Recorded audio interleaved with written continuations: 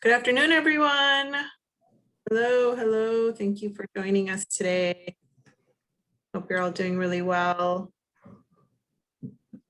Just letting Anne admit everybody. So just a couple more seconds and we'll get started. Hopefully you can all hear me okay. There's some construction happening outside of my door, but I think we'll be okay.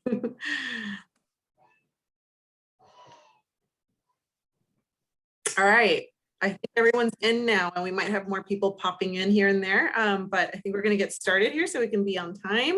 Thank you for joining us. My name is Rosalind Escobar. I'm the OGP Grants Manager here at the LA County Department of Arts and Culture. I want to welcome you to our grant reporting workshop, our annual workshop that is meant to support grantees through the reporting process each year.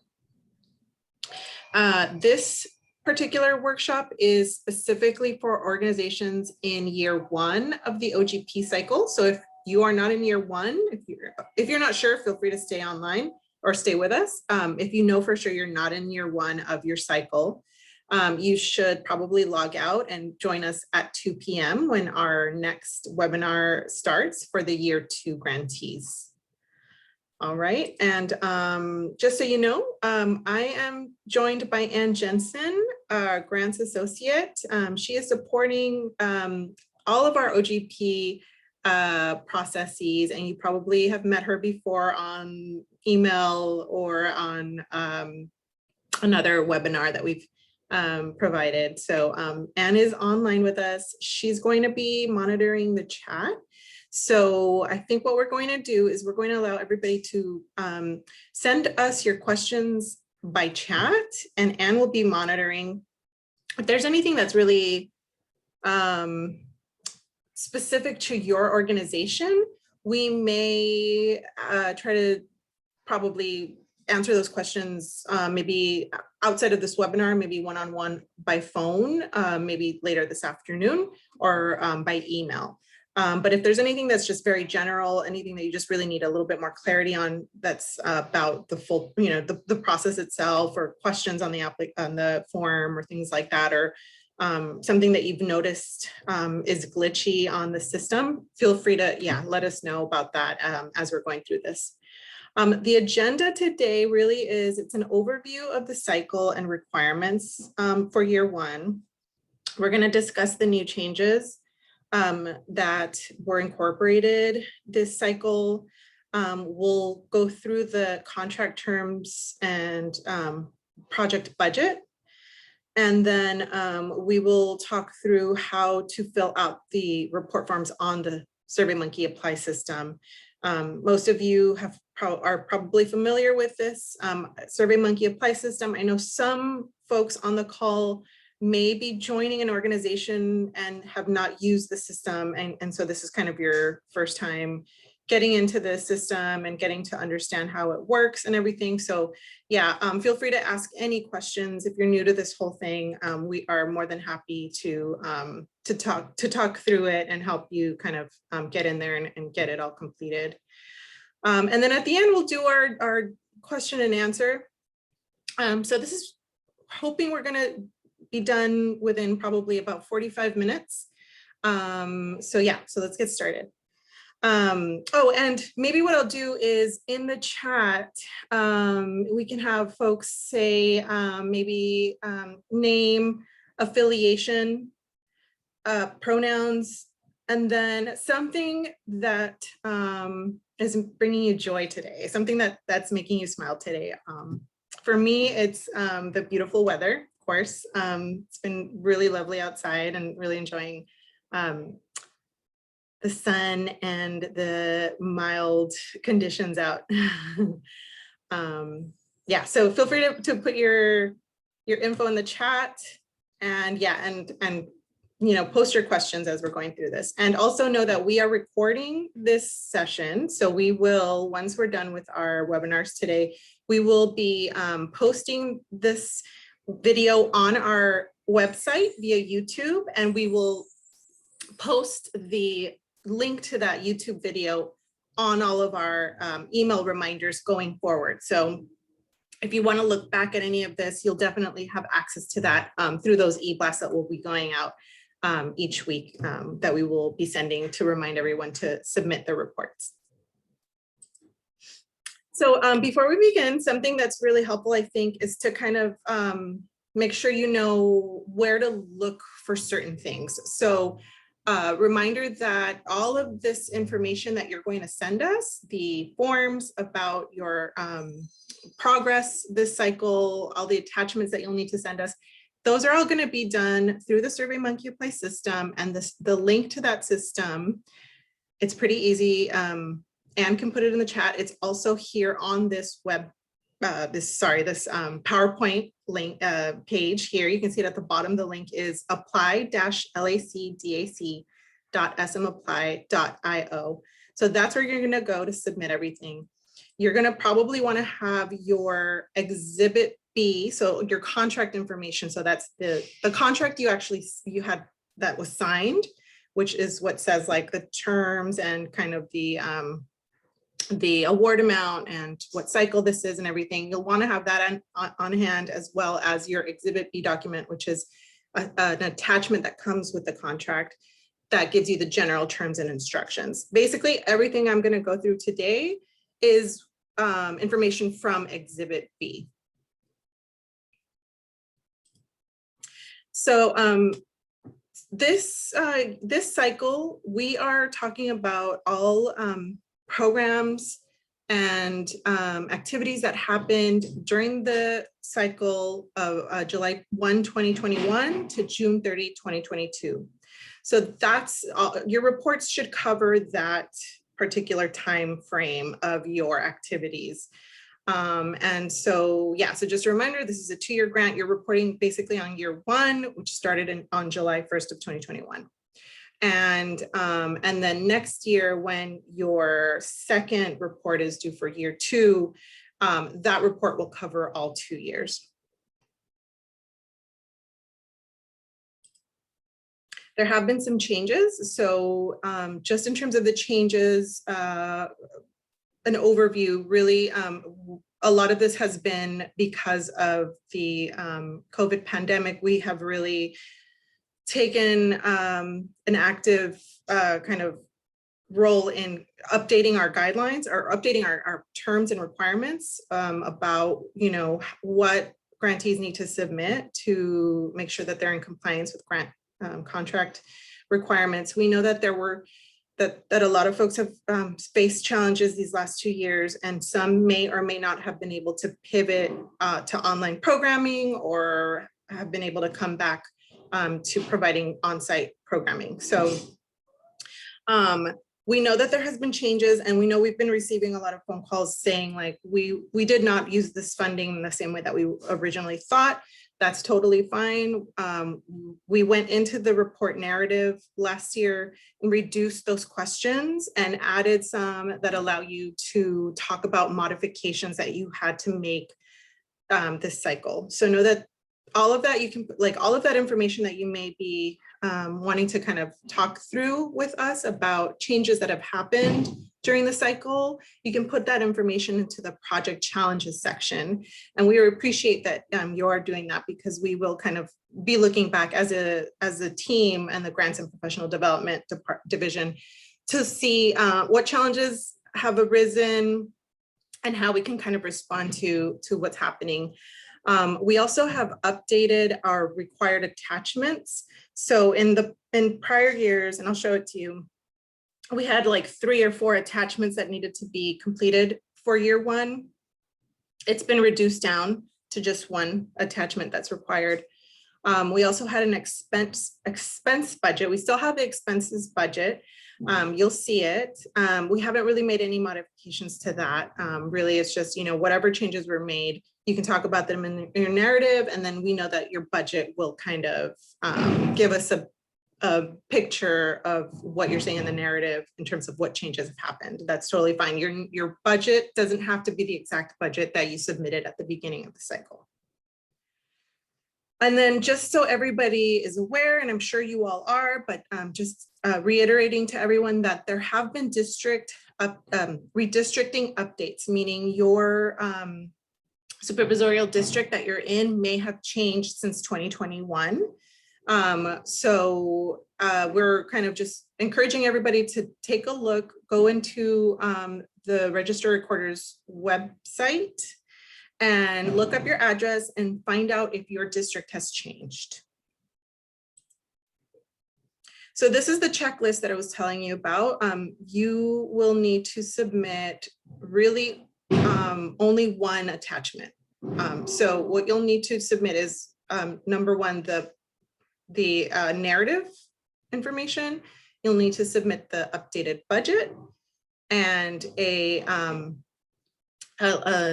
attachment which is basically the thank you letter to the Board of Supervisors, thanking them for the grant that you received. Here's the link. Sorry, there's some construction.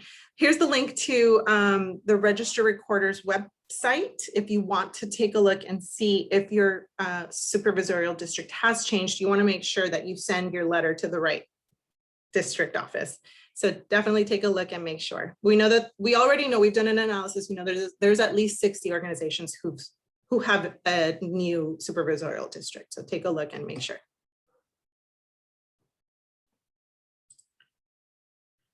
Invoicing. So just wanted to make sure also to remind everyone that since 2020, we have updated our invoicing process. In prior years, we did not allow folks to submit the invoice prior to the end of the project. We would basically require everyone to submit that last invoice right at the end with the rest of the reporting requirements. That has changed. We are now actually encouraging everyone to submit invoice at the beginning of the cycle before everything happens, so that you have that funding available for you when you're going about putting your project together. So yeah, so most of you, I don't think that there's very many, maybe there was one organization that still hadn't invoiced us. I think most of you have already done that. So you will not see an invoice as a required form in the SurveyMonkey Apply dashboard. What you will see are the other three three required forms. And again, deadline is June 1st, 2022.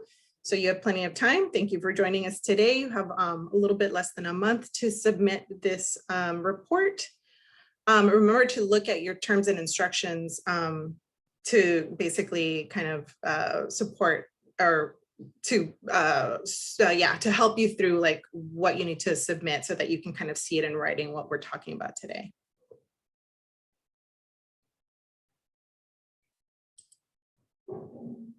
So to get started, I was saying earlier, it's helpful to have your contract from the last year, from when the contract that we sent out to you that was fully executed with everyone's signatures on it. That agreement will contain a couple things that you'll need for submitting a report. Number one, it's going to contain your vendor number. And as you all probably know, vendor number is really important. We want to make sure that when we send out payments, that the payment is going, number one, to the right address or correct direct deposit account. So if you haven't done that this year, make sure you take a look and get familiar with how you're registered with the county vendor relations system. So this contract will have your vendor number, and it will have the amount that you were awarded, and it'll tell you what the project scope is. Everyone's project scope on this agreement is going to say general operating support. So know that. And the reason that has been changed to be basically a general operating support project scope is so that if there are changes during the year, we have the flexibility to not have to to create an addendum or an amendment to your contract. So know that, and that is why you don't have to basically come to us for to get an amendment signed before you submit your report, because your contract has been changed to be very flexible.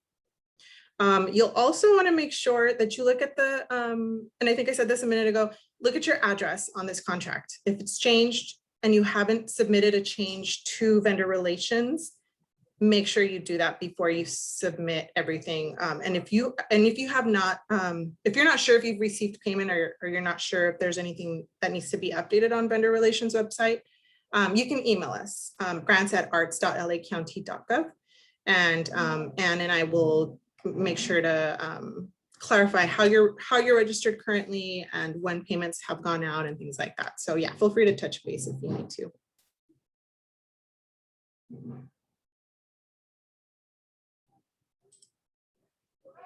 Okay, so just a little bit about the budget. You've seen when you created your original agreement that you had to submit an adjusted grant budget. That original budget was part of your contract package. It was basically you referring to what you stated in the application and kind of telling us, like, after you were awarded the funds and you knew how much that funding was going to be, you gave us an update on how you were going to be using that funding. So it's helpful to take a look back at that in case there were changes, and so that you can kind of update us on what those changes were in that report. So that's the adjusted grant budget. Should have been sent to you as part of your contract package last fall. If you don't have access to this, yeah, again, email us and we will send the, we will have this document and we can send it to you.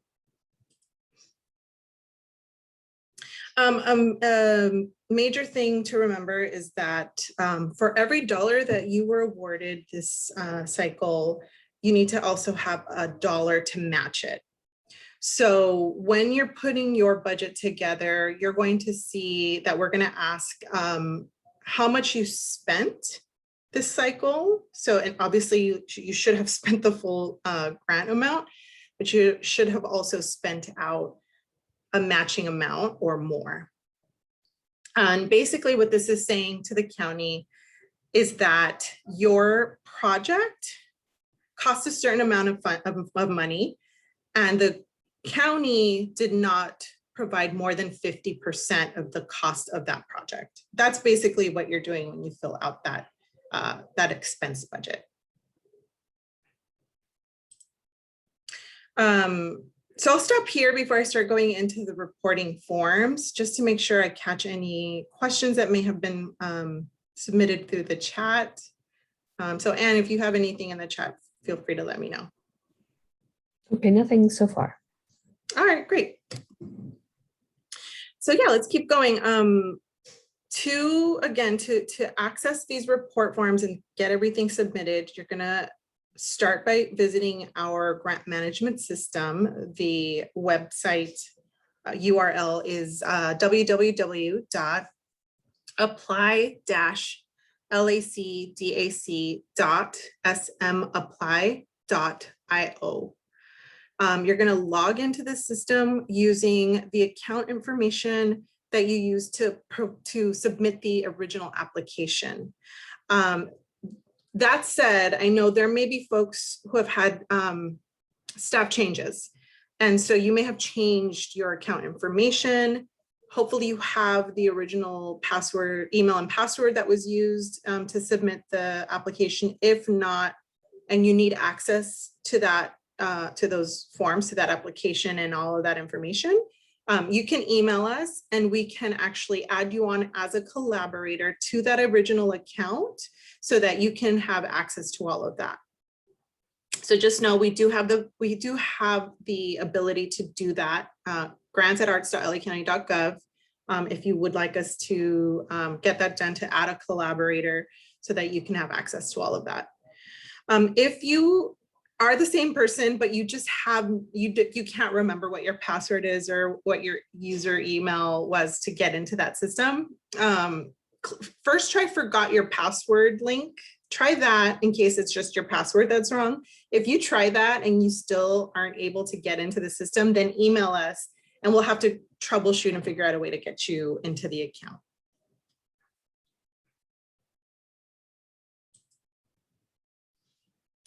So once you're in the system, you've logged in, this is what you're going to see. You're going to see on the page on your dashboard, you'll see this card right here on the top left.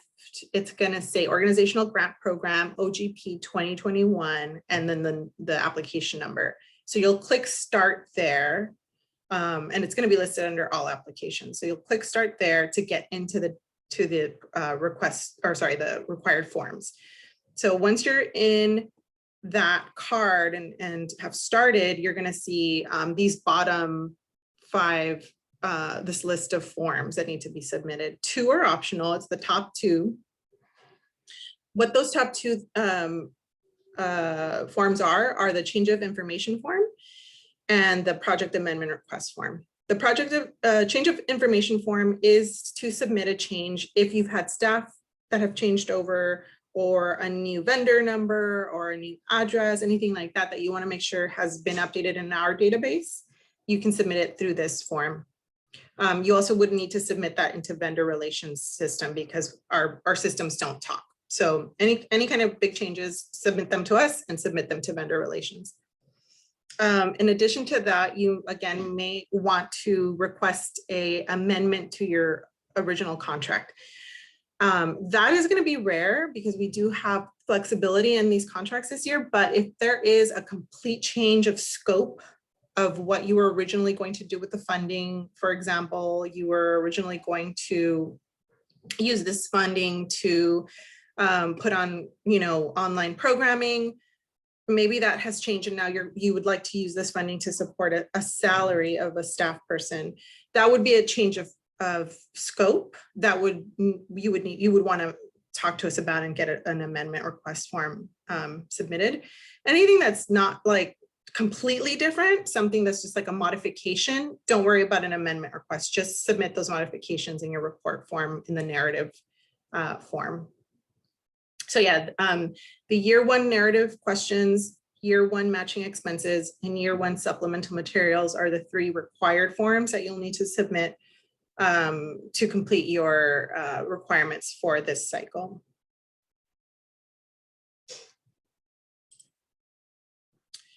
So this is what the budget will look like. Again, you're going to see the total grant award at the very top. And then you're going to see under that total grant award, matching expenditures validation box. You will not be able to change that the figures in that second box because those are there, those are static and they're there to do validation on the math, on making sure that your totals are correct and that you're not under 50% of the cost of the project in terms of like the grant funding. So I know this gets really confusing, so please feel free to like ask questions if you have them in the chat. Basically, you're going to show in the first column how you spent the funding from the grant award. And then in the second column, the matching expenses are every dollar that you got to match, how you spent that. So there's the 3 columns, line items on the left, OGP award spent expenditures in the middle, and then matching expenditures on the right. I'll pause in case there's any questions about that.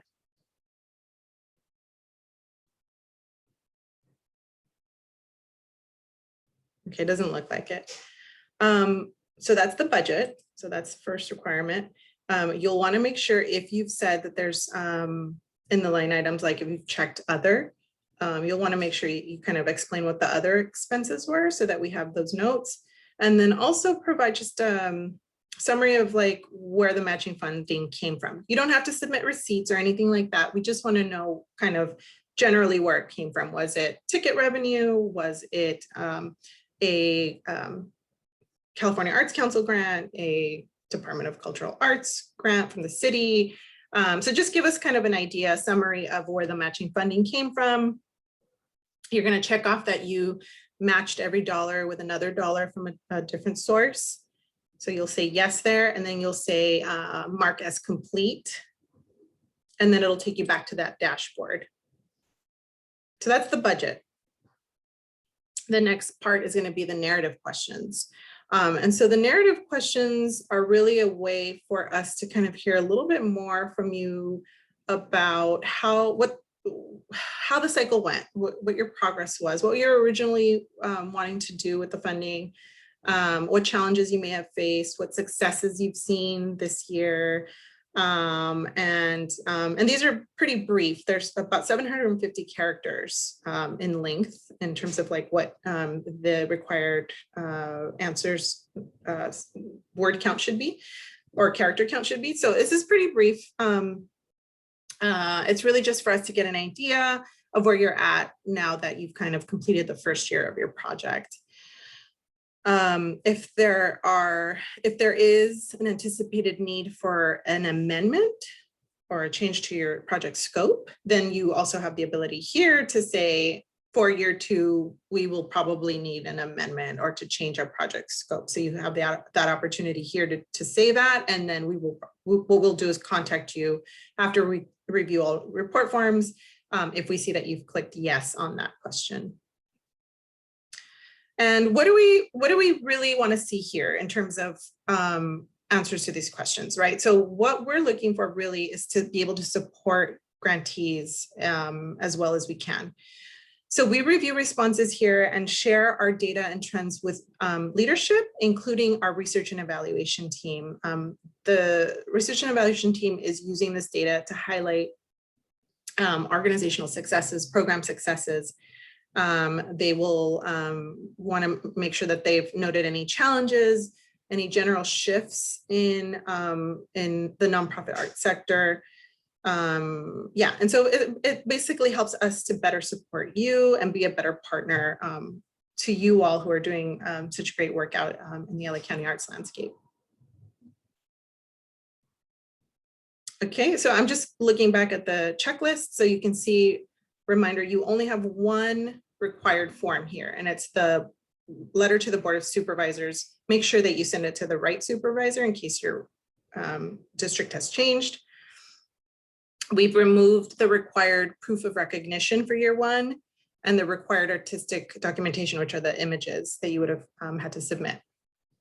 And those are, I believe those questions are not visible. I don't think we made them optional, but if you do see those questions and you're not ready to submit these 2 documents, then just skip over them. They will be optional. You don't have to submit those 2 last attachments. Oh, sorry. And then, so once you've completed those 3 forms, the report, narrative questions, the matching expenses, and the supplemental materials, you will, oh, I forgot to say one thing that I should probably go back to. Sorry, I don't want to confuse anybody. In prior years, we required everyone to submit like a PDF copy of the actual letter that went to the supervisor.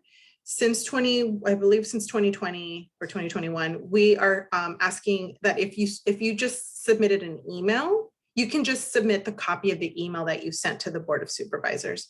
So in Exhibit B, you can find all of the emails for the district offices so that you don't have to literally create a PDF, like a letter, and like snail mail it. You can actually just email them a letter. And so you can just, send us a copy of that email or copy of the letter that you attached in that email, rather than like literally sending us the snail mail version of it. Some folks may prefer to do the snail mail. That's totally fine too. So whatever is easier for you, but know that email correspondence is totally fine. So yeah, once you've submitted those 3 things, narrative questions, matching expenses, supplemental materials, you'll see that on the list of report forms, there will be a green check mark, meaning you've completed that part of those 3 forms of the 5 that were required. And the last part is going to be, number 1, downloading this information so that you have a copy of what you submitted for the year 1 report. So first, make sure you click review in the dashboard to download that stuff. And then after you've done that, you can click submit to actually submit everything. Once you've clicked submit, that flags it for us, for the staff to know, okay, this is complete. All of these required forms have been submitted. I'll pause there in case there's a question.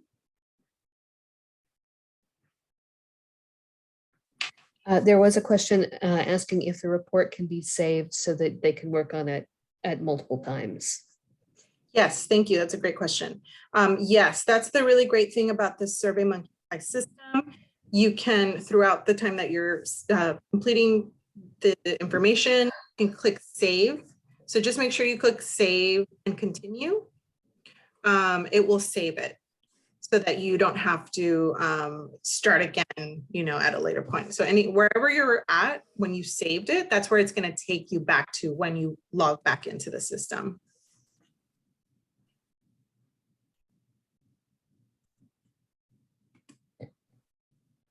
And I see a couple more chat bubbles coming in. Oh, yes. There's a question about whether or not the meeting is recorded and if it will be shared. So yes, the meeting is being recorded and we can share it out. And it will be available on the website as well. That's right. Thank you, Anne. Anything else? Let's see, yes. Just to clarify, the only supplementary document to submit is the thank you letter to the Board of Supervisors. That's correct. Yes. You may see the two questions about the proof of recognition and the images. So if you don't have those, just skip through them. They're not required. It will be optional. And that's it for now, I think. All right. And we'll do the Q&A at the end. So we can go off chat once I'm done with the presentation. So yeah, and then last thing is a reminder that we do audit our, like a small percentage of our grantees will be audited just to make sure that we have everything we need, that everybody's kind of saving their documents and that we can have access in case we need it. In prior years with the OGP program, we used to audit all of the, I believe it was all OGP-1 organizations were required to submit receipts. And when we were looking back at our policies, we realized that it was biased against very small organizations. So we decided to remove that requirement from the OGP-1 specifically and just say, okay, every year we'll take 10% of our grantees, look through those reports and ask for additional documentation. So that will be like proof of expenses, which could be a QuickBooks report, Quicken report, copies of canceled checks, a bank statement showing proof of payment, receipts, signed contracts that state how much you will be compensating someone for. So yeah, just make sure that you're kind of keeping your receipts and any kind of financial documentation in a folder in case we come back to you and say, hi, can we have a copy of receipts for the expenses that you've listed here for this year.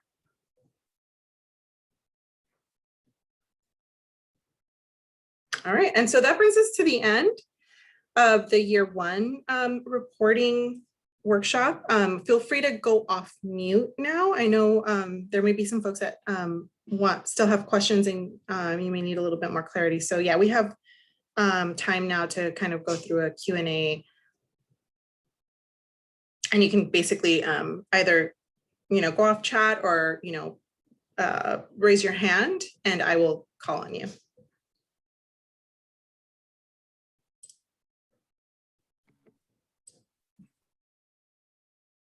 I'm not sure if everybody, so to raise your hand, actually, yeah, I think you go to the participants and click participants, find your name and say, I need to raise my hand.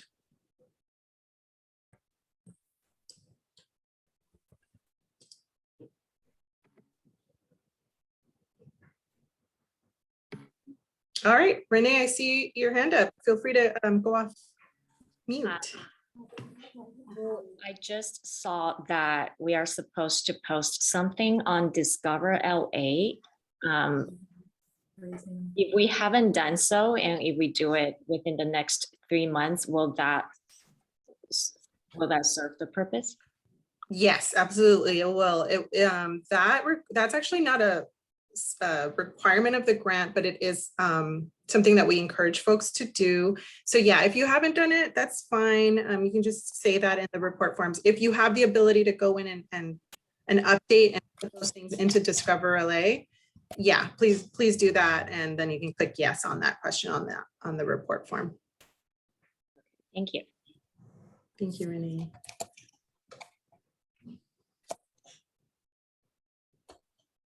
And Anne, anything in the chat? Can you put a clickable link in the chat for the download sample report forms? Oh, sure. Let me find those. Just give me a quick sec. That's a great idea.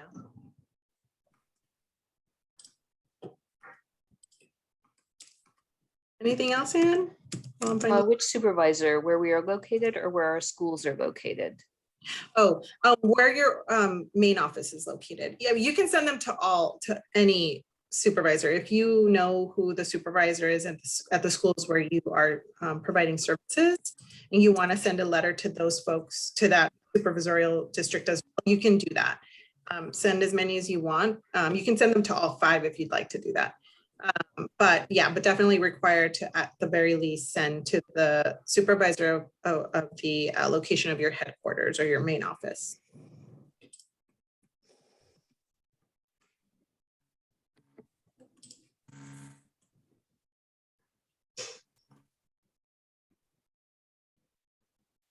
And I'm going to put this sample, just looking for that sample sample report form here, sample of the questions.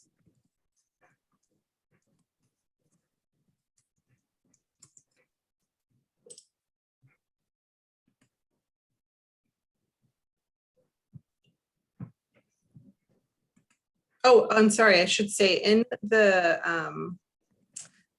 the e-blast that we've been sending out, there is a copy of the sample form as well. So you can also look for it in the e-blast, but I'm going to put it up here. I just found the link here.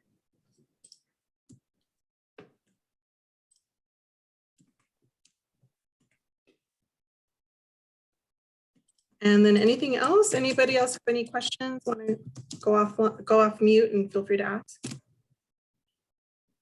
Yes, hi. I was wondering if you could also share a link to where we can go to check the supervisor. Oh, yes, that is easy for me to do. I will send, Thank you. I'll put that in the chat right now. So, and maybe I should walk everybody through how to do this. Because it is a little tricky. You have to know what you're doing when you do it. So here's the link to the register recorder so you can find out where, what supervisorial district you're in. I'm going to share my screen here so you can see how to do it.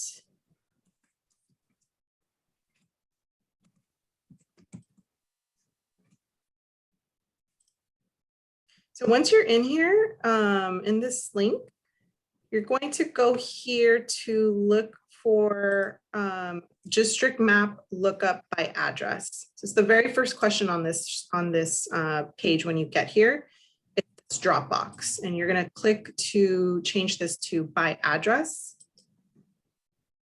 And then in here, what you'll do is you'll put in the number of your address. So like, let's say it's 111, and then in here, Hill. So 111 Hill Street, and you'll submit that. So make sure you don't put street or anything, like don't put avenue or street or north or south or east or west or boulevard, just the number and then the name of the street. Submit that and it'll take you here. And this will list here for, you're gonna need to make sure you have the right address. If it didn't find your address straight away, then you'll find your address in here, click on it. And then once you've got the right address, it'll show you here, show you each of your kind of your districts and your congressional representatives and things like that. So you're looking for supervisorial, this one. So for this address, it's the first district where they're located. Hopefully that helps to kind of do just a quick review. It's pretty quick. And like I said, it's about 60 organizations, so likely maybe not, but maybe not, maybe you haven't had a change, but it's worth it to take a look just in case. Thank you. Definitely. Yeah, no problem. Thank you, Jenna, for asking that. It's really good to know who your supervisor is too, because you want to make sure you're inviting them to events, that you're making it known that you are in their district and that they are representing you all.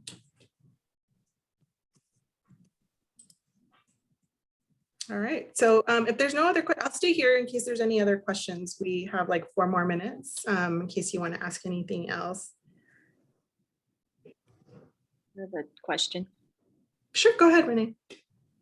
So for year 2 funding, because this is the first time we ever received a grant, we're just wondering for year 2 funding, will we need to submit any invoice again, or should we be expecting that to be dispersed sometime in summer? And will the submission of our review affect the amount that we receive? Okay, those are great questions. I'll start with the first question, which was when should you invoice for that second payment? So year 2, what's going to happen is once you've submitted your report, we will mark it off as that you've complied with that report requirement. Once everyone's done that, we'll move you to the next round in the SurveyMonkey system. So that's Manager Grant Round 2. So we'll move everyone over. That normally happens early July, like right when the cycle begins, we'll move you over. And once you get moved over to that next stage, you have the access to year 2 invoice. So we'll tell you when we've moved you. We will email everyone and say, hey, you've been moved to Manager Grant Round 2. Please submit invoice now. So you'll be able to do that sometime around, you know, mid-July, mid to late July, and you'll have time to submit that invoice. And that's really just one form. You just submit that. You don't have to put anything in it. You just, you know, your name, address, vendor number, all of that, the award amount, submit that. And then you should receive payment within 6 to 8 weeks. And then forms for the report will be due later in June of 23. And then, sorry, and you had a second part to your question. Does it, how does the report affect your ability to invoice? That's a great question. What will happen is if an organization has not submitted report, we will be holding them in Manager Grant Round 1. So they won't have access to year 2 invoice until that's been completed. What you submit in that report, we're not gonna say like, this isn't sufficient, you can't. It's really just like making sure you submit that information. And if we have more questions, we may come back to you, but that's very rare. It's normally just, you know, if we need to take a look at your financial documentation, we may come back and say, can you send us some receipts? But we're not gonna like question your narrative or anything like that. I'm sorry, Rosalind, regarding the same question. So I'm a little confused. We already submitted one invoice and got our first, you know, grant installment. So I haven't completed the report yet, but it also, for some reason, I'm under the impression that I'm late already for the invoice for the second year. So that's not right. I have to first complete the report and then send the invoice for second year.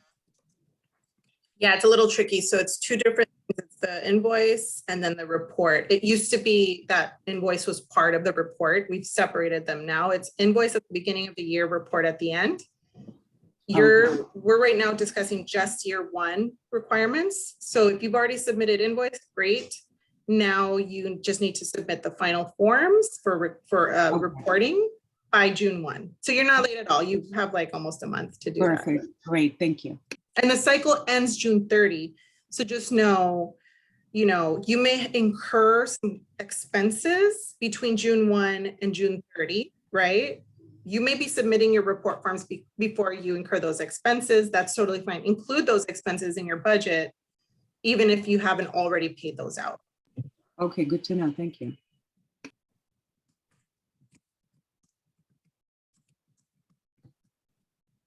All right, anybody else? Any other questions? I thought I saw something in the chat, Anne. Is there a question in the chat? Yes, let me check. Hold on. The scope of our grant was general operating support. In the application narrative, We requested fund to support a part-time staff position in public programs. Should we follow the budget submitted in the application to report year one budget? Yes, if it hasn't changed and you use that funding the same way, you pretty much just copy and paste everything put into the budget from the application. You can use that same line items. If you've had some changes, also totally fine. You know, maybe you've modified that a little bit. You can change it up. And there was also another question. When is the next time that organizations can submit a new grant application? Oh, yeah, that's another great question. So for this cohort, which is in year one right now, your cycle will end for this award will end June 30, 2023. You want to make sure that you are applying for the new cycle in 23 this year in the fall. And we'll email you all, but just put it in your calendar just in case. In September is when you'll be applying again for the next cycle. Thank you for asking that.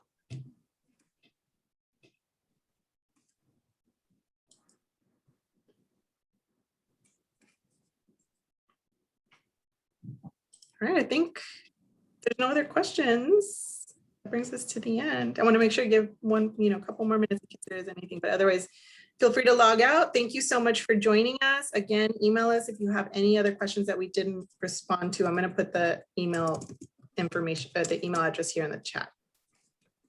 Thank you all for everything you do. It's great to see you all. And yeah, take care. Have a good weekend. Thanks, bye.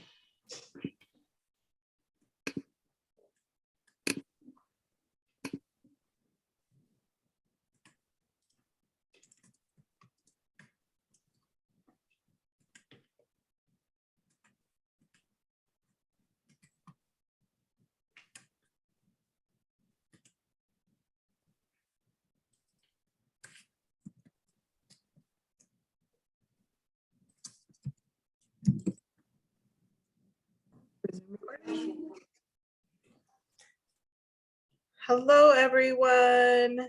Hello, thank you for joining us today. Hope you're having a good Friday. I am Rosalind Escobar. I am the grants manager. I manage the organizational grant program here at the LA County Department of Arts and Culture. I want to first thank you for joining us. We really appreciate your time. Hopefully this is a useful and productive webinar for you today. We know you're all very busy.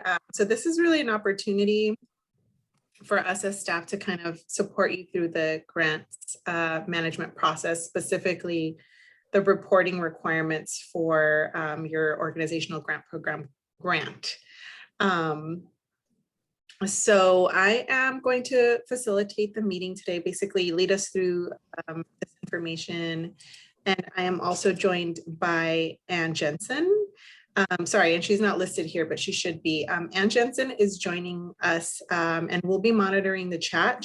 Ann Jensen is our grants associate. She supports the OGP team and has probably emailed you at some point or has been on the phone with you at some point. So I want to thank Ann for joining us today and for helping us kind of keep track of questions in the chat.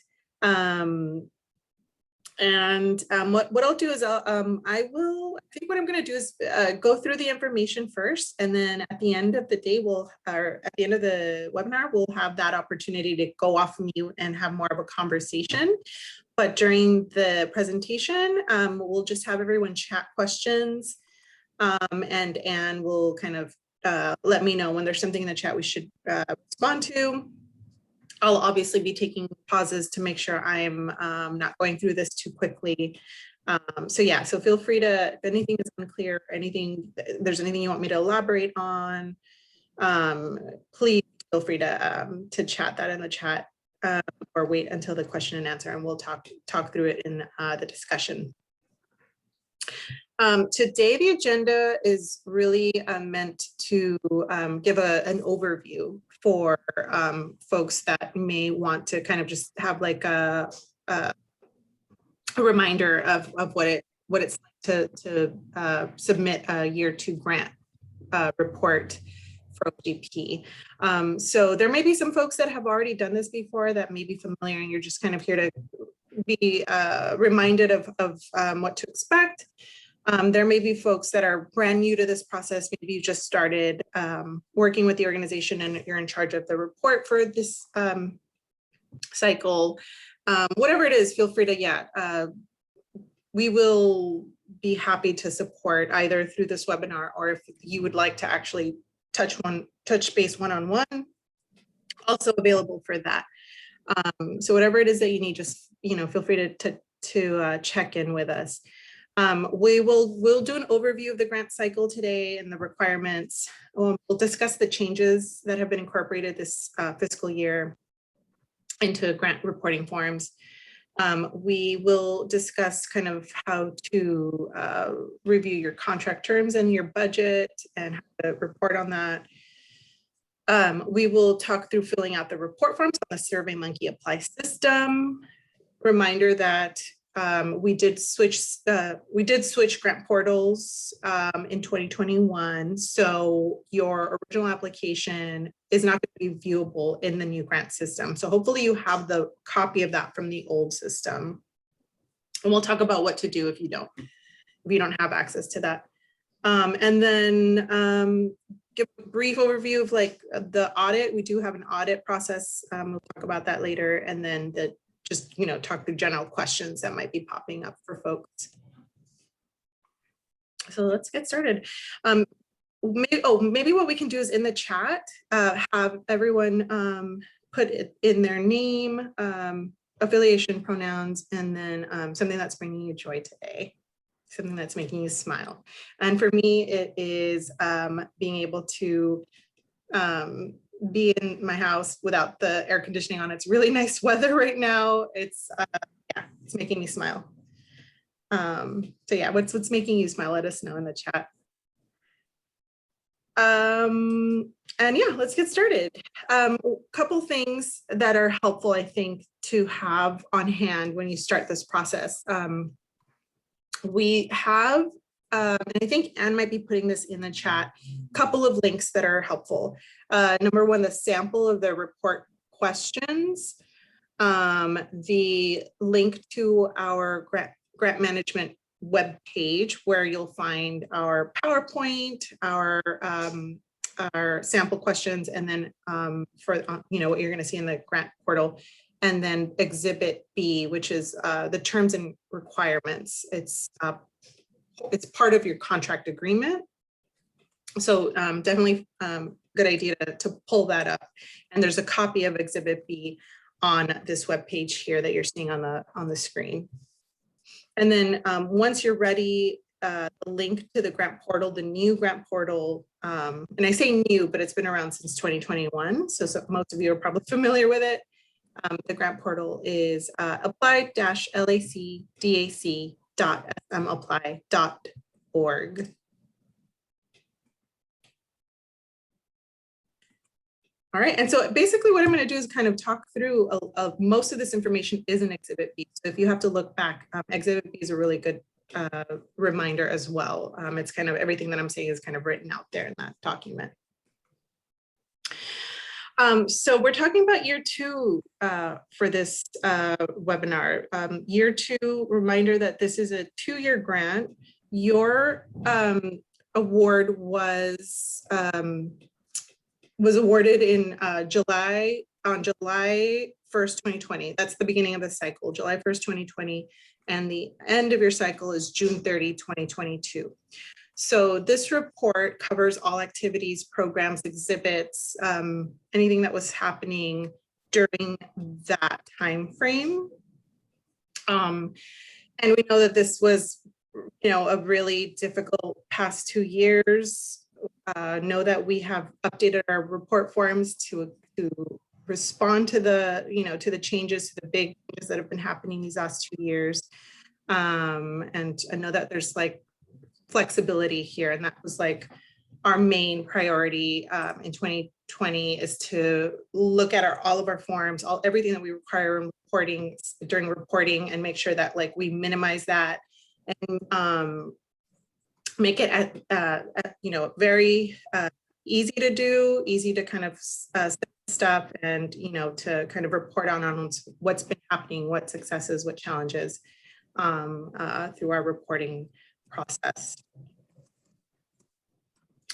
So yeah, that said, you're basically reporting out on what's happened these last 2 years. I'm sure everyone has had big changes, personally, professionally, in everything that you've been doing. So definitely, this is going to be a big year for us for the grants and professional development team to have the opportunity to look back and see like what you all are putting into report forms, what you've kind of been doing these last 2 years, and for us to be able to respond to the needs of the grantees in our cohort. So on the list here that you're seeing on the screen, these are the newest changes to our report forms. And we wanted to make sure to just kind of show you that up front so you can see what it's looking like in this report form now, these report forms nowadays. So number one, the biggest change I would say is that in prior years, we requested that organizations submit a final invoice at the end of the cycle. We have changed that completely. We are now asking organizations to submit your invoice at the beginning of the cycle so that you have access to those funds early on and can have more access to funding to be able to put your programming and exhibits and activities together. So most of you have already done that. You've probably submitted your invoice. You may have submitted it back in fall of 2021. Some folks have done it more recently, but know that most folks have submitted invoices early on, and that's going to continue to be the same case. We're going to continue to ask for folks to submit invoices early, the full, year's amount, half in each year. So hopefully you've all received those funds. If there are any questions about, maybe you haven't submitted an invoice or maybe you haven't received payment, feel free to email us and we can kind of touch base with you. But know that you will most likely not see an invoice form in your grant portal because you've already submitted it.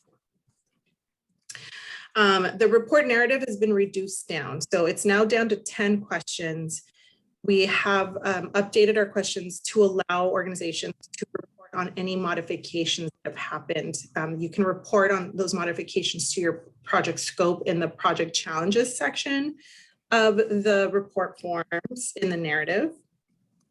Your budget, will probably match up with what you're saying are some of the changes that have happened in the narrative. So your budget kind of has remained the same. It's more or less the same table, but know that your budget may look very different today, compared to what it looked like when you first applied for the funding. And that's totally fine. That's okay. The supplemental materials, we have some changes to that. Mostly it's about providing zip codes. So as of, I think we started this in 2019, we started requesting that grantees provide a list of physical locations of programming, the zip codes for those places and spaces where you were doing your programming. And so we know that many folks, maybe probably the majority of you all, have either switched to online programming or, virtual programming, or maybe it just have taken a pause on programming in general. So we've made that question in the supplemental materials form optional. You may or may not have a list of zip codes for programming. We do not need to see a list of like audience member zip codes. So just know, we don't need that. It's really just physical programming locations if you have them. And if you don't, then skip that question. Expense budget, again, it's remained the same, but it will probably be different from what you submitted up at the beginning of the cycle. And then we do want to make sure everybody is aware that in 2021, there was just redistricting that happened. So like 60 of our grantees have experienced a change to the supervisorial district. So you'll definitely want to make sure you look up your address on the Register Recorder's website to make sure that you know if you have a change to your district, that you are aware of it and that you're sending your thank you letter to the board supervisor, that you send it to the right office. And I'll walk you through how to look your address up. So know that that's coming. A checklist here, just so you know, these are the pieces that you'll need to have on hand to submit all of this, to submit this report. So number one, you're going to want to have on hand the copy of your contract and your adjusted budget from the beginning of your cycle when you submitted your contract, when you signed it. The reason that we want to make sure you have that is that so that you can see what the address was on your paperwork, your vendor number, the details like the award amount and stuff like that. So make sure you have that in your budget that went with it. You're going to need a copy of the letter of impact. So again, every year we ask that you submit a letter to your board supervisor. Want to make sure you have a copy of that letter. You may have emailed it. That's totally great. Just make sure you have a copy of whatever you sent them, either by email or by snail mail. Make sure if you haven't sent it, that you send it now and then you provide that copy. And then again, to remind you to look up your supervisorial district. The other things are proof of recognition. So that's, you know, a copy of a program, a brochure, website, screenshot, or other marketing materials that you have put out there that should show that the department is a supporter or partner. And then artistic documentation should be ready. So that is a copy of some images of some of the activities that happened this year during the 2 fiscal years that you're reporting on. So hopefully you have that. And remember that, you know, if you didn't do, you know, programming because you took a pause, just, you know, feel free to touch base with us so that we know and we're aware that maybe you don't have artistic documentation this year. And then we can troubleshoot with you about like what to do if that's the case.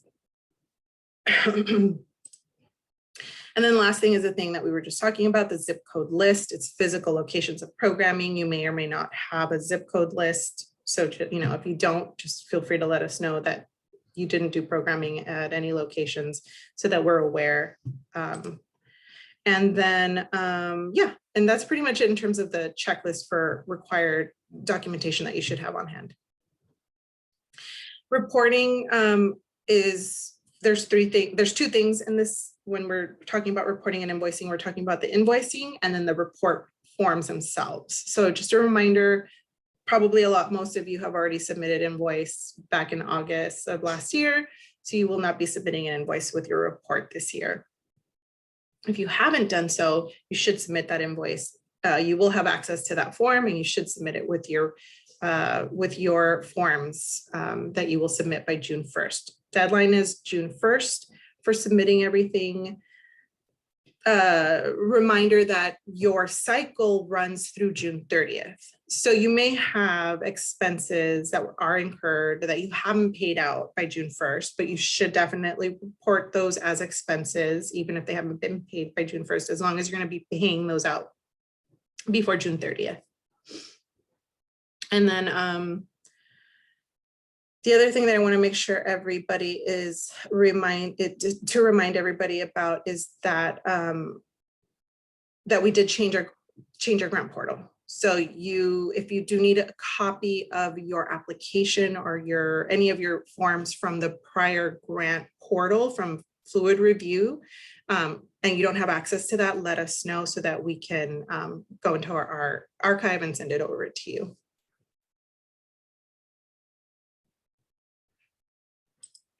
Okay, so again, we're going to start here with the contract. Reason the contract is so important is that, again, it has your vendor information. And when you're submitting your report, we want to make sure everything is up to date, right? That your vendor number is up to date, that your address with vendor relations is up to date. We are, heads up, that we will be requiring folks to be enrolled in direct deposit in the new cycle. So if you've applied for a grant for starting July 2022, You should definitely get enrolled in direct deposit because it will be a requirement of the contract in the contract for this upcoming cycle.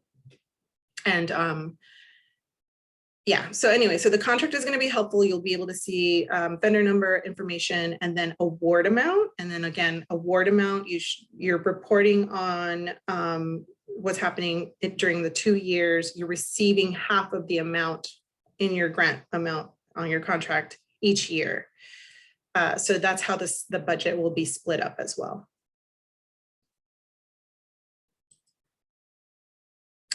And then just a reminder that you had the adjusted grant budget. This was part of your contract back in 2021.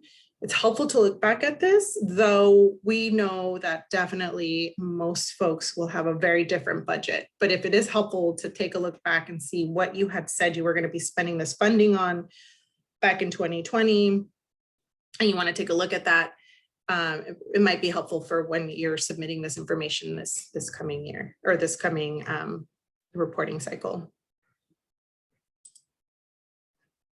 And then just a reminder that we require that for every dollar of the award that you receive through OGP, that you also have $1 to match that. So what that means is basically that the project that you are putting together with the support of the OGP program, that whatever that cost was of putting that together, that this grant only was like 50% or no more than 50% was funded through this program. So that's why we kind of ask you to submit a budget so that we can make sure that that looks correct. And that's where you'll see in the expense budgets how that's laid out. We ask you to fill that out so that we can see like what happened with the grant award money, where that went, and then where did the matching expenses go. Yeah, so that's kind of one of the major tasks, and what's one of the major components of the reporting requirements is that we want to make sure that there was a cash match and that it was at the very least dollar for dollar for each dollar of the grant. You had $1 to match it. You may have matched it with double that. Yeah, so but we just want to make sure that it was at the very least $1 for dollar match. So yeah, so when we go into reporting, you're doing this again through our new system, the SurveyMonkey Apply system. If you are new to this system, you've never been in the system before, and you're reporting out, you may either be using somebody else's credentials from when they submitted the application back in fall of 2020, or you may be creating a new account. And what we encourage you to do is that if you've never been in the system and you want access to the account for which the grant is associated, we can definitely do that. We can set up a collaboration. So we list you as a collaborator on that original account so that you have access to all of the information that's been submitted in the account. So yeah, so that is a possibility. If you have the old passwords, but they're not working, like maybe something was going on with the password, it's not working very well, then try clicking forgot your password. And that'll give you like an opportunity to reset the password to get access. That you'll need to have access to the email address though. So if you don't have access to that old email account, then you may need us to kind of reset it so that you can be a collaborator. So yeah, we can definitely troubleshoot with you. Just let us know if there's any issues getting into your account to report out. One of the things we also ask is that definitely take a look at the sample application. I believe Anne put the link to that sample application in the chat so that you can see what those questions look like, what the character counts are. Try to submit at least 5 days prior to the deadline so that you're not dealing with a weird glitchy system and having issues or any last minute weird stuff. So yeah, 5 days in advance if possible. And then if you can cut and paste your narrative responses from a Word document, that's also really helpful so that you're not like going over character counts and then having to like remap your response. So yeah, so those are just kind of some reminders in case that's helpful. So once you've logged in, you're going to see number one, this card right here. You're going to see the organizational grant program card for the application you filled out back in the 2020 at the beginning of the cycle. You will click start there to see the forms that are required. So once you click start, you'll see the dashboard, which is what you're seeing here on the bottom right. This is the dashboard. This is where you'll see the 5 forms that are available for you to fill out. The top 2 are optional. That's the change of information form and the OGP project amendment request form. Again, those are optional. You may not need to submit those. The only time that you would need to submit those is if, for example, you've had a staff change, a vendor number change, or an address change that you want to make sure is updated in our data, in our database. So you could fill out the change of information form to send that information to us that you've changed. If you don't have any changes, then don't worry about that, leave it blank. Project amendment request form is if you have had a complete change to your project scope, what you originally stated you would be doing when you signed the contract, when you kind of submitted your original budget. That's completely different than you would want to submit an amendment. If it's just a modification, don't worry about the amendment, leave it blank, just submit, tell us about the modifications that you've made in the report forms and the narrative questions. So yeah, those are the 3 required forms here at the bottom, the ones with the red arrow. It's the final report narrative questions, final report matching expenses, and then the supplemental materials. Those are the 3 forms you're gonna need to submit to complete the requirements for year 2. So once you've completed those forms, you're going to see that there will be a green check mark next to those forms, meaning you've completed those. Make sure that once you've done that, that you actually click submit so that we're aware that you've completed that and you're submitting it. So let's take a look at the matching expenses budget. I know this is probably the most kind of confusing part of this is the budget. And there's an especially confusing thing this year because you all received a supplement in the 2020 cycle. At the very beginning of the cycle, when we awarded folks the funds, we had had a budget cut to OGP. It was down to like 4.1 million. So your original contract will probably have an amount that didn't include a supplement amount that was awarded later on in the cycle.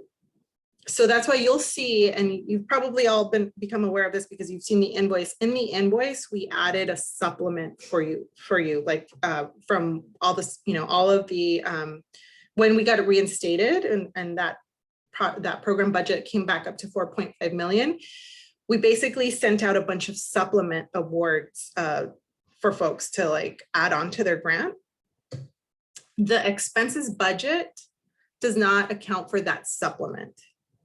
So just don't panic. If you notice that the award amount is different than what you literally got, like the actual amount after the supplement, that's okay because your contract, you're really just reporting out on what you originally stated you would do on that contract. So that's why the matching expenses budget might look slightly different.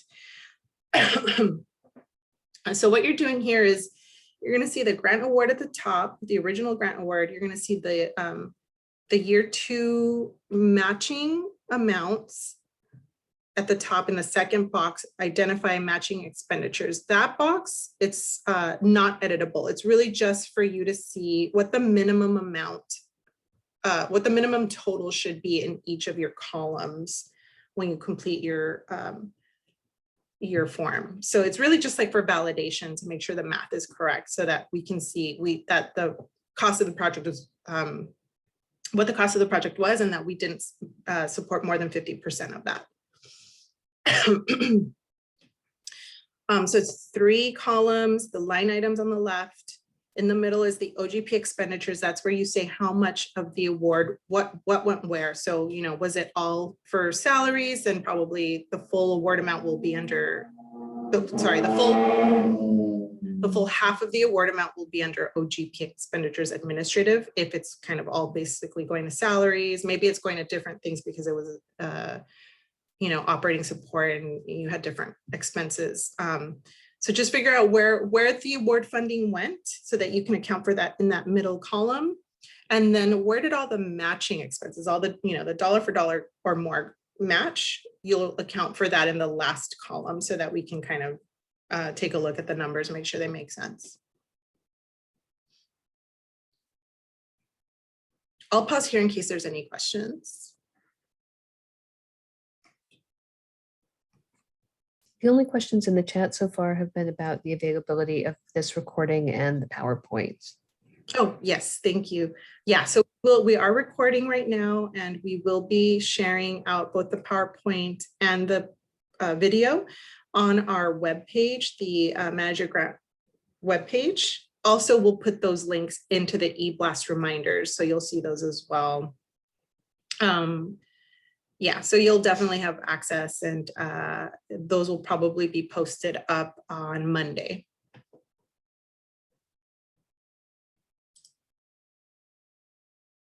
All right, I'm going to move forward. So let's talk about the narrative questions.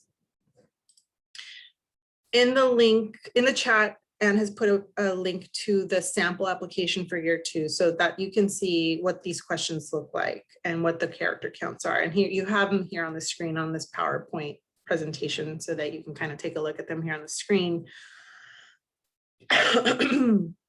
Note that there have been updates here to these questions. Generally, we have tried to shrink these down so that we're asking really just the most pertinent. We're asking for the most pertinent information. So, you know, what was your original funded project supposed to be? What challenges you've encountered? What successes or progress you've made on the project?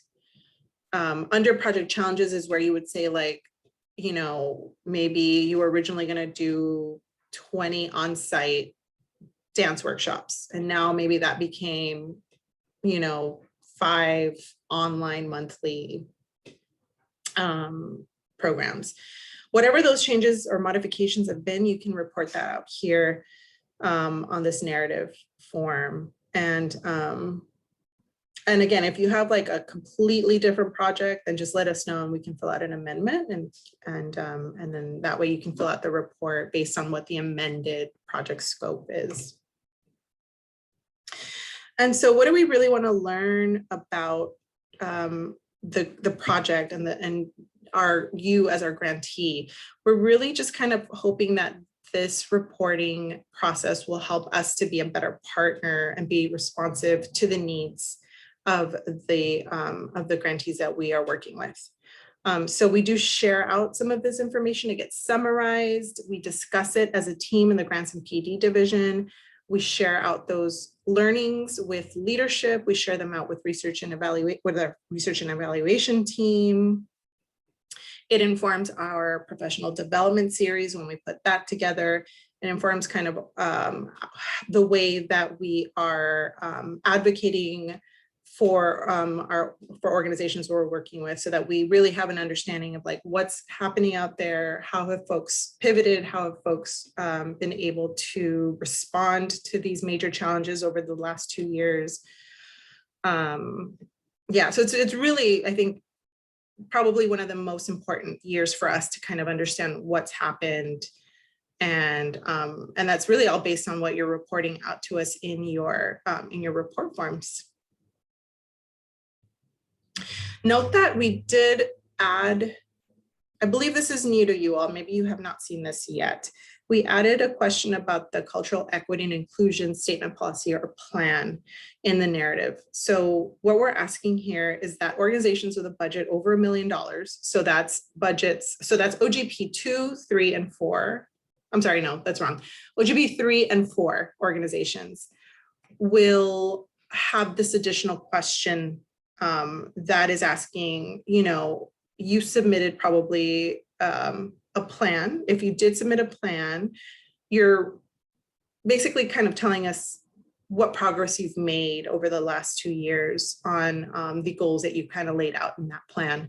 If you didn't submit a plan, then this question does not pertain to you. This would be only for organizations who had to submit a plan as a requirement of their application.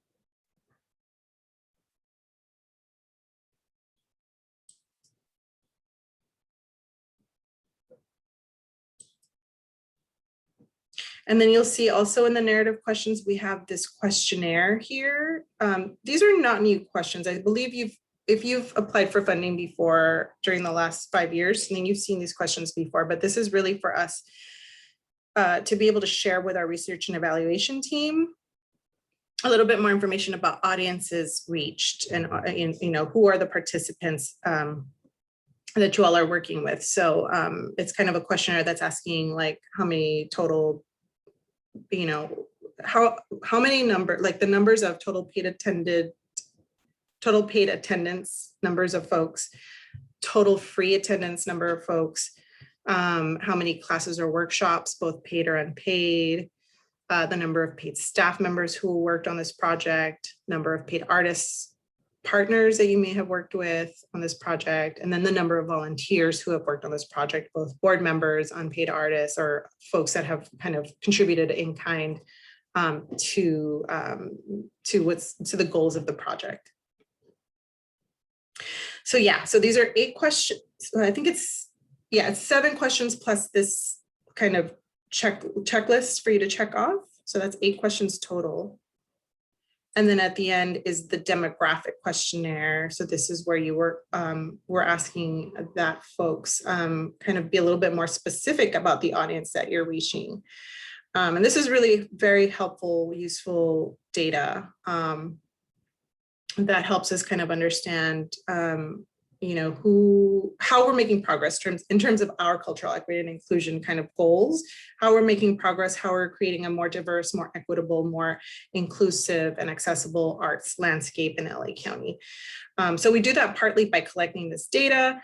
So please make sure you kind of take your time to look through this, to complete this thoroughly. Again, you may not have all this data because a lot of times maybe some folks have been doing online programming and you may not know the answers to these questions, but as thoroughly as you can, make sure that you complete these sections.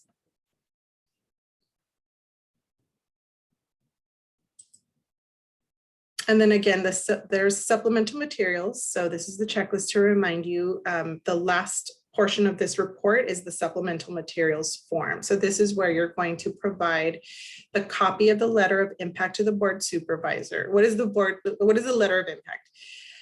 Grantees are required to submit a letter providing details on the impact of the grant on the community or audience that they've served over these last 2 years. The board supervisor for your supervisorial district may be different, may have changed. So use this link here on the asterisk line. Use this link and I'll go through it in a second, but use that link to make sure you've sent your letter of impact to the correct board office. And you may be sending it by email. So if you did send it by email, you just send us a copy of what you sent them by email, or maybe even you just put it in the body of the email, provide a copy of that email to us in the report form as an attachment.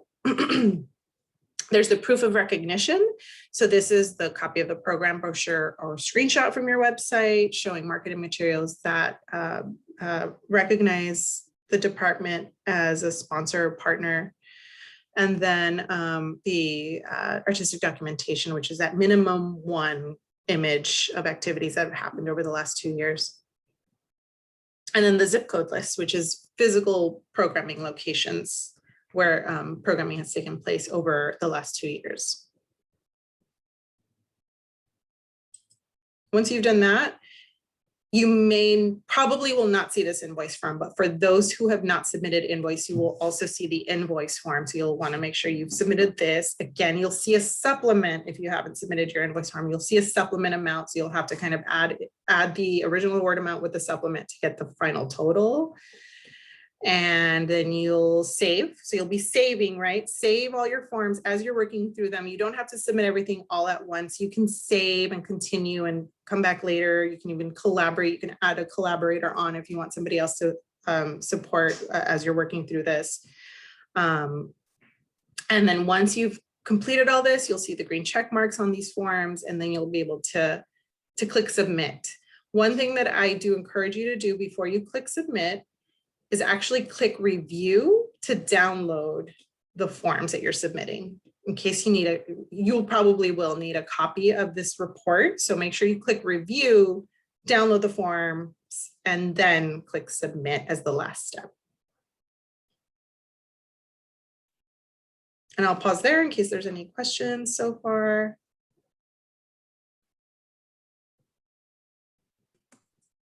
In the chat, just to note that to emphasize that the text limits are actually character limits and not words. Yes, thank you. That's correct. Yes, we have character limits, not words. So when you do start answering those questions in a Word document, make sure that the Word document is calculating character counts so that you don't go over. Thank you for chatting that, whoever that was. All right, and then last thing is just a reminder, we do have an audit that we conduct post-reporting cycle. So what we do is we take 10% of our grantees, we select, we have a 450 grantees right now, so we will select probably about 45 organizations, come back to those organizations and say, please provide proof of expenses for all the expenses that you listed in your expense form that you submitted in reporting. So this is kind of a way to just for us to make sure that we are keeping track and that we are not, we don't want to have to require everyone to provide receipts and, all of that. It's a way for us to kind of keep track, but not be like managing you all and having to make you do extra work. So that said, just make sure like you are keeping your keeping a folder with all of your financial records so that in case we do come back to you and say, hey, do you have a copy of your, bank statements or receipts or something that shows like that, you've spent out the funding that you stated in the expense form, that you have that and you can send it over to us.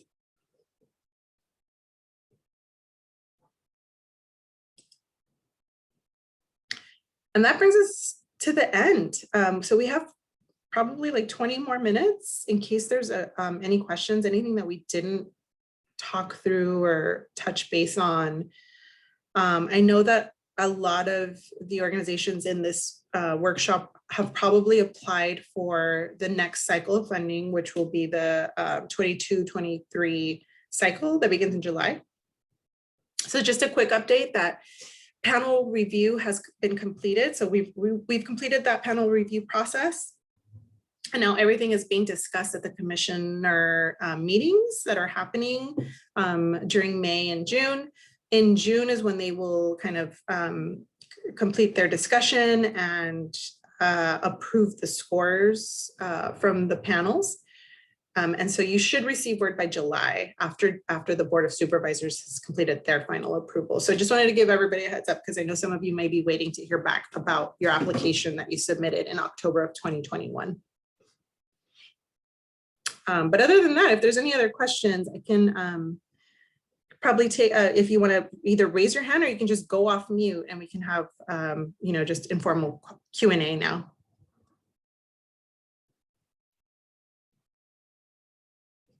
And if you're done and you have everything you need, feel free to log out. Thank you so much for joining us. Really appreciate your time. Remember, this is due in June 1. So you have like almost a month to submit this. You have plenty of time. Thank you for joining us today.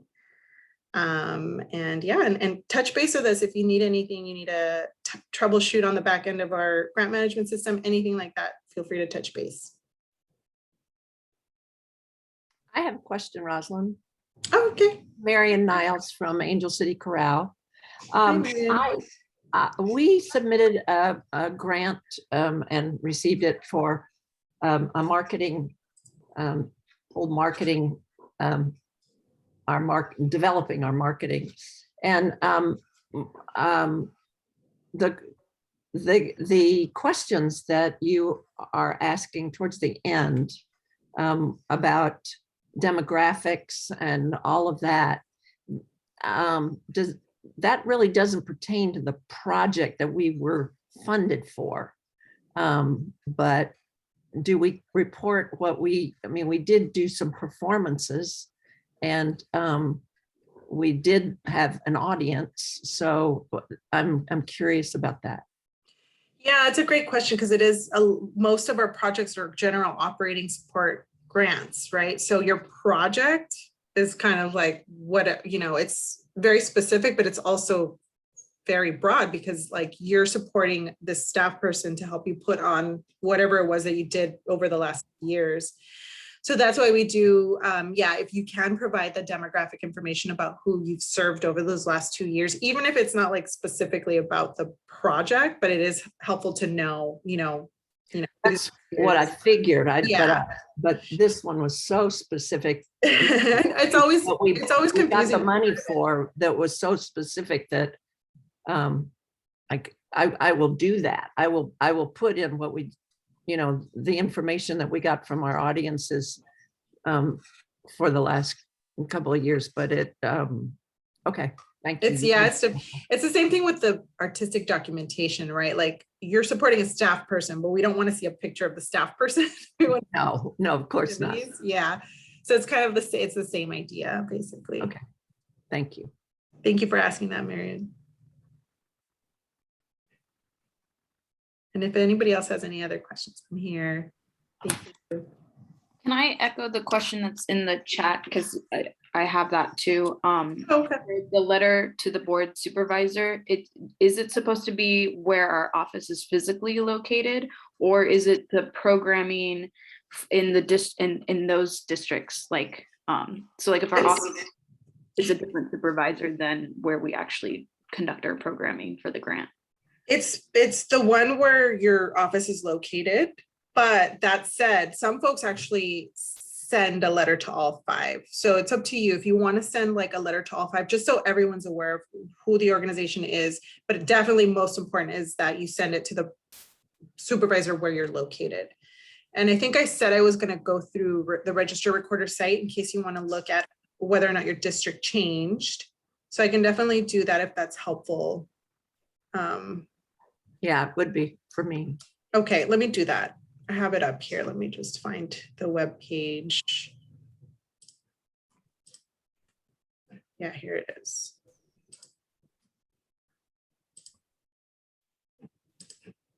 Okay, so this is the link that we sent over. I think Anne put it in the chat for you to look up your district. So once you're here, you're going to click on this first box. Click district map lookup by address. And then you put in the number of the address. So just the number in the first box and then the street name. Don't put anything like Boulevard, Avenue, North, South, East, like just the name of the street. And you click submit. And then if it doesn't find your address straight away, it wants you to choose from this list. So find the address that's the correct one. That should be the one that you're looking at. So like, let's say it was this one, you click here, and then you get this big list. You're going to look at the 4th one, which is the supervisorial district. So this one is in the 2nd, for example. And that's where you're going to kind of figure out which district you're in. And then depending on what district you're in, you send the letter to the board supervisor in that district. The supervisors are all listed in your Exhibit B with email address. So that if you haven't sent out that letter yet, you can send it now to that email address and then give us a copy of that email that you're sending or the letter that you attach.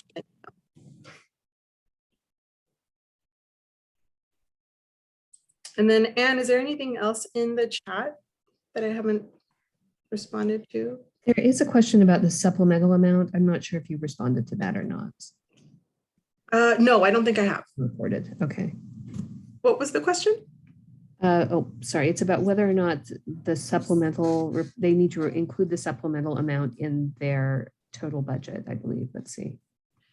Right. I did kind of go through that really briefly, but yeah, it's good to reiterate. In the budget, in the matching expenses budget, you're going to see at the very top, it's going to be the original award amount. It's not the amount with the supplement included.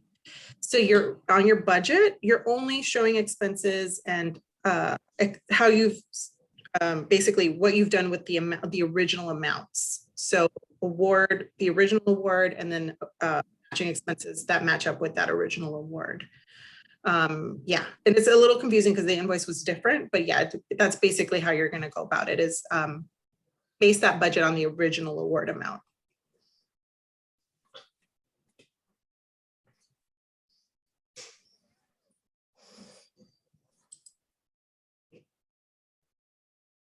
All right, anybody else have any other questions? I don't see anything in the chat yet, but I might have missed it. I don't see anything else, but again, I may have missed it as well. I think that's it though. All right. So feel free to, if you know, after this webinar, you're like, you know what, I forgot I wanted to ask this question, you can always email us or give us a call. We're around. Thank you so much for joining us. Hope you have a great weekend. And thank you for everything you do. It's great to see you all. Take care.